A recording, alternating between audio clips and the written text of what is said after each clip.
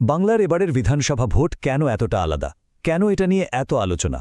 কারণটা হল নির্বাচন কমিশন এমন এক নিরাপত্তা ব্যবস্থার কথা ঘোষণা করেছে যা আগে সত্যিই কখনো দেখা যায়নি। তো চলুন এই দুর্ভেদ্য সুরক্ষা বলয়ের প্রত্যেকটা স্তরকে আমরা একটু ভালো করে বুঝে নিই। এই পুরো সিস্টেমটার একেবারে কেন্দ্রে রয়েছে একটা খুব শক্তিশালী শব্দ, লক্ষণরেখা। আমরা সবাই জানি পুরাণে এটা ছিল বিপদের বিরুদ্ধে একটা ফাইনাল প্রোটেকশন লাইন, যা পার করা প্রায় অসম্ভব।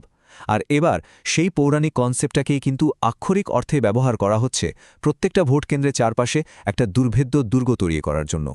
কিন্তু প্রশ্নটা হল, হঠাৎ করে এত আয়োজন কেন? ঠিক কি এমন সমস্যা যার জন্য নির্বাচন কমিশনকে এমন একটা চূড়ান্ত পদক্ষেপ নিতে হচ্ছে? এই প্রশ্নের উত্তরটা পেলেই কিন্তু আমরা পুরো বিষয়টা বুঝতে পারব। আচ্ছা, তাহলে চলুন প্রথমে দেখে নিই একজন সাধারণ ভোটারকে এখন ভোট দিতে গিয়ে ঠিক কোন কোন স্টেজের মধ্যে দিয়ে যেতে হবে, কারণ ব্যাপারটা এখন আর আগের মতো সহজ নেই। বেশ কিছু নিয়মকানুন চলে এসেছে।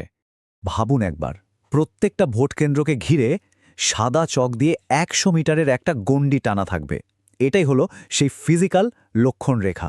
শুধুমাত্র জেনুইন ভোটাররাই এই লাইনটা ক্রস করে ভেতরে যাওয়ার অনুমতি পাবেন। আর ওই ১০০ মিটারের ভেতরে ঢোকার পরেও কিন্তু কাজ শেষ নয়। সেখানে তিনটে ধাপে পরিচয় যাচাই করা হবে। প্রথমে রেখার বাইরে একবার, তারপর ভেতরে ঢোকার পর আলাদা দুটো টেবিলে আরও দুবার, আর সবশেষে বুথের ঠিক আগে প্রিসাইডিং অফিসার ফাইনাল চেকিং করবেন। এর একটাই উদ্দেশ্য, কোনোভাবেই যেন কোনো জাল ভোটার এই চক্রভিউ ভেদ করতে না পারে। শুধু পরিচয় যাচাই করেই কিন্তু ব্যাপারটা থামছে না। ভোটার স্লিপ, যেটা নিয়ে অনেক অভিযোগ শোনা যায়, সেটা নিয়েও এবার খুব কড়া পদক্ষেপ নেওয়া হয়েছে। চলুন দেখি সেখানে কি পরিবর্তন আনা হলো। ভোটার স্লিপ বিলি করার নিয়মেও বড়সড় বদল আনা হয়েছে।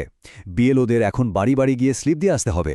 আর যে স্লিপগুলো বিলি করা যাবে না, তার একটা ডিটেলড রিপোর্ট থাকবে প্রিসাইডিং অফিসারের কাছে। মানে যদি কোনো ভোটার স্লিপ ছাড়া ভোট দিতে আসেন, তাহলে তাকে কারণ দর্শাতে হবে। আসলে এটা একরকম ভোট কেন্দ্রেই এএসডিডি লিস্ট, মানে অ্যাবসেন্ট, শিফটেড, ডেড বা ডুপ্লিকেট ভোটারের তালিকাটা আরও একবার হাতে কলমে ভেরিফাই করে নেওয়ার মতো ব্যাপার। তো এতক্ষণ তো গেল ভোটারের দিক থেকে কি হবে। এবার চলুন নজর দিই সেই বিশাল নজরদারি সিস্টেমের দিকে, যা পুরো প্রক্রিয়াটাকে আড়াল থেকে সাপোর্ট দেবে। এই সমস্ত ব্যবস্থার পেছনের মূল লক্ষ্যটা কি?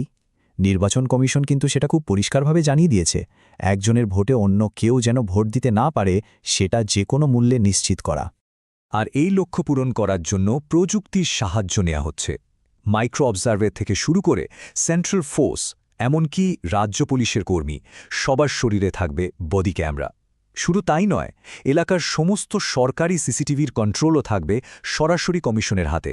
মানে প্রত্যেকটা মুহূর্তের ওপর কড়া নজর রাখা হবে।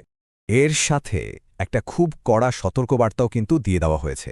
যারা ভাবেন যে ভোটের কালি কোনোভাবে তুলে ফেলে দ্বিতীয়বার লাইনে দাঁড়াবেন, সেই ধরনের প্রতারণার চেষ্টা করলে কিন্তু কঠোর ব্যবস্থা নেওয়া হবে। তবে কমিশন কিন্তু শুধু নিয়ম চাপিয়ে দিচ্ছে না, তারা সাধারণ মানুষকে সচেতন করারও চেষ্টা করছে। খুব শীঘ্রই বিজ্ঞাপনের মাধ্যমে জানিয়ে দেওয়া হবে ঠিক কোন কোন কাজগুলোকে নির্বাচনী অপরাধ হিসেবে ধরা হবে। এর ফলে কেউ অজান্তে ভুল করবে না, আর যারা জেনে বুঝে অন্যায় করার কথা ভাবছে, তারাও একবার অন্তত সতর্ক হবে। তাহলে এই পুরো ব্যবস্থার সারমর্মটা কি দাঁড়ালো?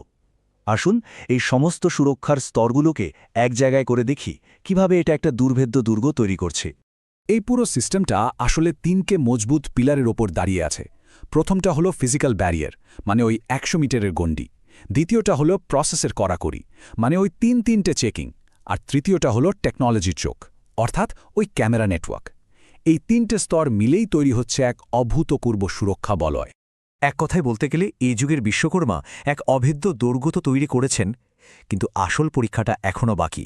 প্রতারণার কালনাগিনী কি এরপরও লক্ষিন্দরের বাসরঘরে ঢোকার কোনো না কোনো পথ খুঁজে বের করতে পারবে? এর উত্তরটা সময়ই দেবে।